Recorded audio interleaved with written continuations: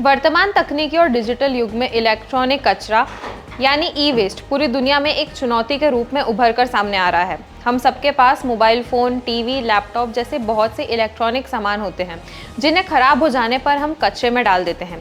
पर इलेक्ट्रॉनिक उत्पादों की बढ़ती चाहत हमारे वातावरण का गला घोट रही है। हमारी आज की रिपोर्ट भी इसी विषय पर है, तो चलिए आपको बताते हैं किस हद तक ई कचरा हमारे वातावरण के लिए खतरा बनता जा रहा है। नमस्कार, मैं यशस्वी जोशी स्वागत करती हूं आपका यूबी न्यूज़ में, जहां हम न सिर्फ खबरें लाते हैं बल्कि उसका बारीक और सटीक विश्लेषण भी करते हैं। आगे बढ़ने से पहले आइए आपको बता देते हैं कि आखिर ई कचरा होता क्या है। ई कचरा यानी ई वेस्ट, जिसे हम इलेक्ट्रॉनिक वेस्ट भी कह सकते हैं। ई वेस्ट को इलेक्ट्रॉनिक कचरा भी कहते हैं। आसान शब्दों में कहे तो इलेक्ट्रॉनिक गैजेट से फैलने वाला कचरा होता है ये, यानी जिस सामान को इस्तेमाल करने के बाद हम कबाड़ के रूप में फेंक देते हैं वही ई वेस्ट बन जाता है। और इसका सही इस्तेमाल अगर नहीं किया जाता है तो ये पर्यावरण को कई मायनों में प्रभावित कर सकता है। ई कचरे पर संयुक्त राष्ट्र the global e waste monitor 2024 report के मुताबिक वैश्विक स्तर पर सालाना 6.2 करोड़ टन इलेक्ट्रॉनिक कचरा पैदा हो रहा है। वर्ष 2010 के बाद से इसमें 82% की बढ़ोतरी हुई है। अगर ई कचरा ऐसे ही बढ़ता रहा तो वर्ष 2030 तक 32% की वृद्धि के साथ बढ़कर यह 8.2 करोड़ टन तक पहुंच सकता है। ई कचरा प्रति वर्ष 23 टन की दर से बढ़ रहा है, लेकिन इलेक्ट्रॉनिक उत्पादों ने हमारी जिंदगी को आसान बनाया।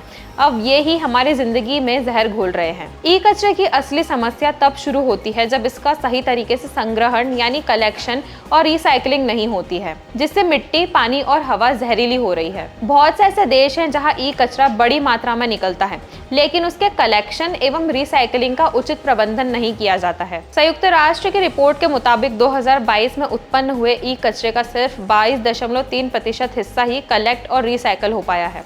वर्ष 2030 तक इसके कलेक्शन और रिसाइकलिंग की दर घटकर सिर्फ 20% रह जाएगी। दुनिया का करीब 1/3 यानी 2000 करोड़ किलोग्राम ई कचरा खिलौनों, वैक्यूम क्लीनर और ई सिगरेट जैसे छोटे उपकरणों से पैदा हो रहा है। जिस तरह से जलवायु परिवर्तन दुनिया की समस्या है, ठीक उसी तरह से ई कचरा भी पूरे विश्व की समस्या है। दुनिया में ई कचरे की मात्रा कितनी ज़्यादा है, इसका अंदाज़ा इससे लगाया जा सकता है कि अगर ई कचरे को 40 मीट्रिक टन क्षमता की ट्रकों में भरा जाए तो इसके लिए करीब 15.5 लाख से ज़्यादा ट्रकों की ज़रूरत पड़ेगी। इन ट्रकों को कतार में खड़ा किया जाए तो ये इक्वेटर के चारों ओर एक लाइन बना सकते हैं। वैश्विक स्तर पर ई कचरे की रिसाइकलिंग की दर मात्र 12% है। बड़ी मात्रा में ई कचरे को नदियों, समुद्रों में बहा दिया जाता है, जिससे पर्यावरण के साथ साथ जीव जंतुओं को भी नुकसान हो रहा है। विश्व स्वास्थ्य संगठन की report children and digitally connected site के मुताबिक 1.29 करोड़ महिलाएं ई कचरे से जुड़े क्षेत्र में काम करती है। ये महिलाएं या तो कचरा जमा करती है या रिसाइकल का काम करती है। ई कचरे के संपर्क में आने पर इन महिलाओं की सेहत पर तो असर पड़ता ही है, उनके गर्भ में पलते अजन्मे बच्चे पर भी इसका असर पड़ता है। इसी तरह करीब 1.8 करोड़ बच्चे और किशोर, जिनमें से कई 5 वर्ष से भी कम उम्र के हैं,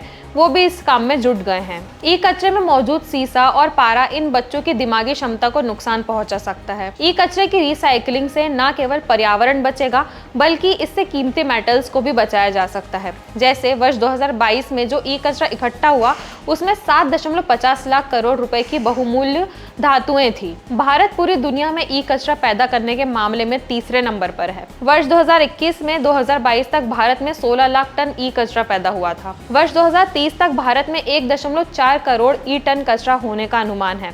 हालांकि भारत ने इससे निपटने के लिए कई बड़े कदम उठाए हैं।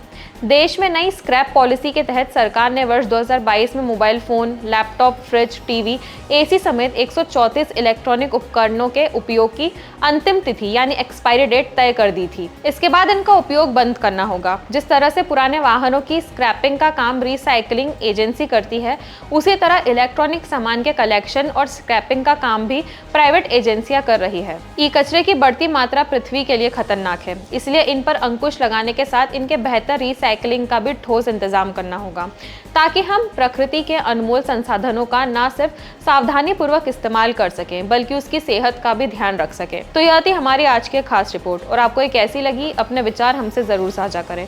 वीडियो पसंद आए तो इसे लाइक और शेयर करें, साथ ही चैनल को सब्सक्राइब जरूर करें। यूबी न्यूज़ आपके लिए लाता रहेगा देश विदेश से जुड़ी ऐसी ही खबरें। तब तक के लिए धन्यवाद।